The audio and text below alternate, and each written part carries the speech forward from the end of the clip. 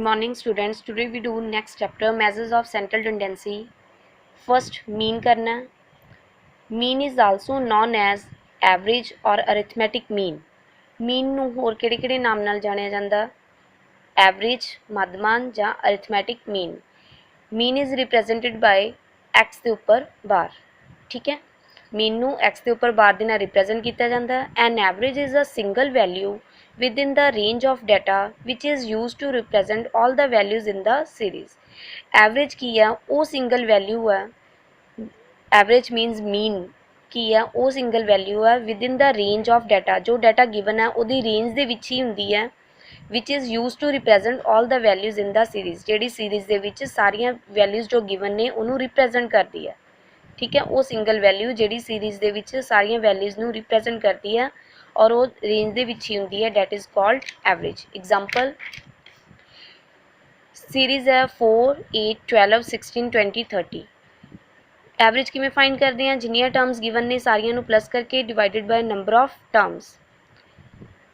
सारियां टर्म्स नूं प्लस कर लिया. 4 + 8 + 12 16 20 30 डिवाइडेड बाय 6 क्योंकि टर्म्स कितनी ने टोटल 6 ने. 1 2 3 4 5 6 प्लस करके कितना आ गया 90 divided by 6 15.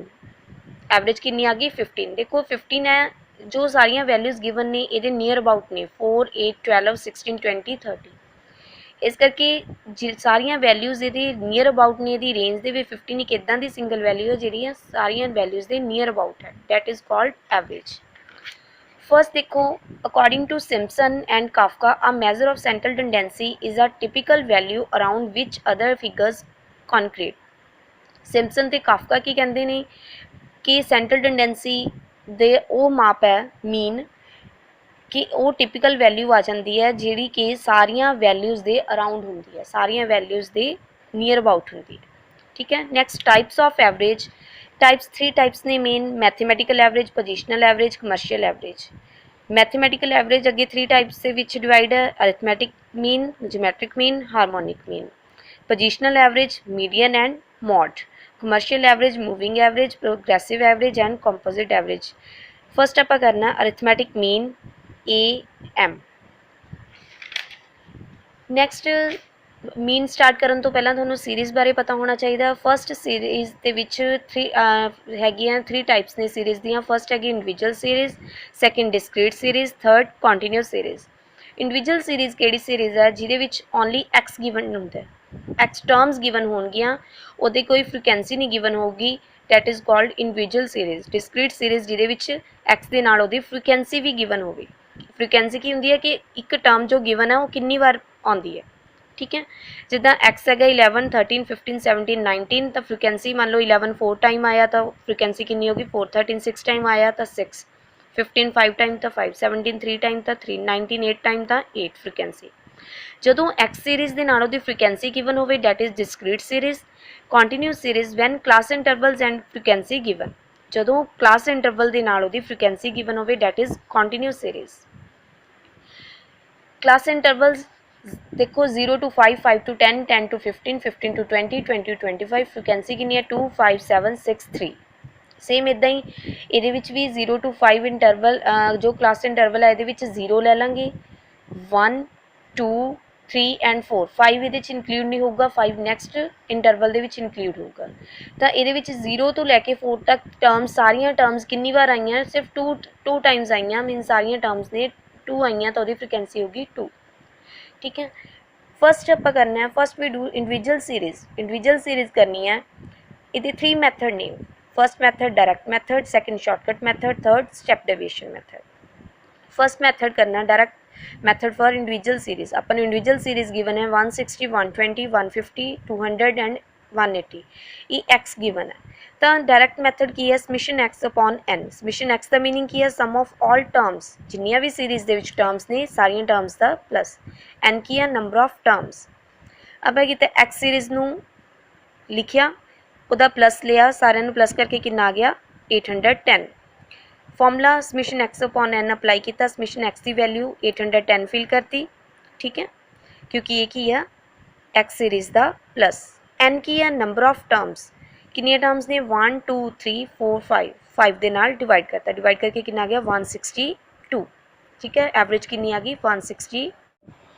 Next shortcut method की है, mean equals to A plus summation D x upon N.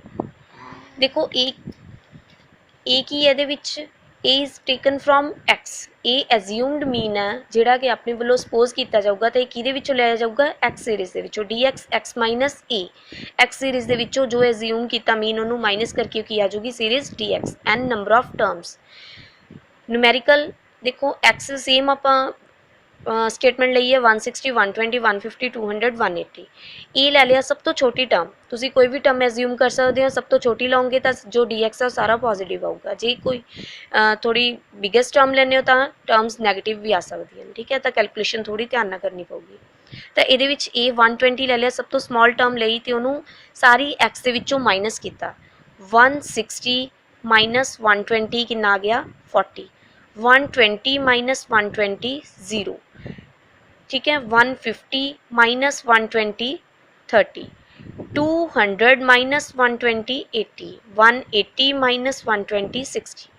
D x कितना आ गया 40 0 30 80 60, तो समिशन डी एक्स कितना आ जाऊगा 210, ठीक है, सारिਆਂ प्लस करके फॉर्मूला अप्लाई किया ए plus summation D x upon n. A कितना लिया आप 120 वो वैल्यू पुट करती, समिशन डी एक्स कितना आ गया 210 तो नंबर ऑफ टर्म्स कितनी सी 5। 210 ਨੂੰ 5 ਨਾਲ डिवाइड किया कितना आ गया 42, कितना आ गया 42, 120 ਚ 42 प्लस किया 162, ठीक है। Next type step deviation method, third method किहड़ा स्टैप डेविएशन मैथड।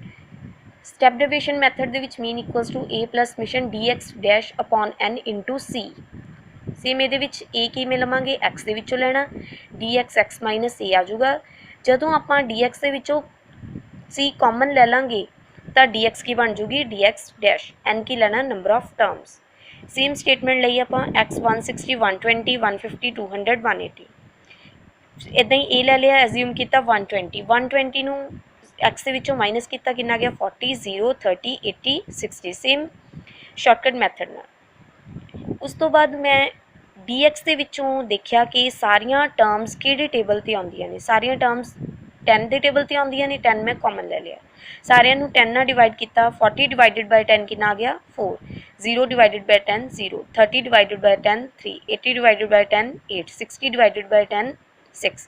सारिਆਂ ਦੇ ਵਿੱਚੋਂ 10 कॉमन करके उतना डिवाइड करता तो डी एक्स डैश आ गई, डी एक्स ਦੀਆਂ ਸਾਰੀਆਂ टर्म्स ਨੂੰ प्लस किया वो की आ गया summation D x dash. Next formula apply किया ए plus summation D x dash upon n into c. A की वैल्यू पुट करती 120, डी एक्स डैश कितना आ गया 21 तो नंबर ऑफ टर्म्स किनिया सीगियां 5, किनिया 1 2 3 4 5। सी कितना लिया 10 जो कॉमन लिता सीगा, ठीक है, सी 10 आ गया, 21 मल्टीप्लाई 10 कितना आ गया 210 डिवाइडेड बाय 5 42, 120 42 प्लस किया कितना आ गया 162। जे एक सेम सीरीज़ दे लई आपां तिन्ने मैथड अप्लाई करांगे तो आंसर भी की आऊगा सेम आऊगा फॉर 3 सीरीज़। ओके।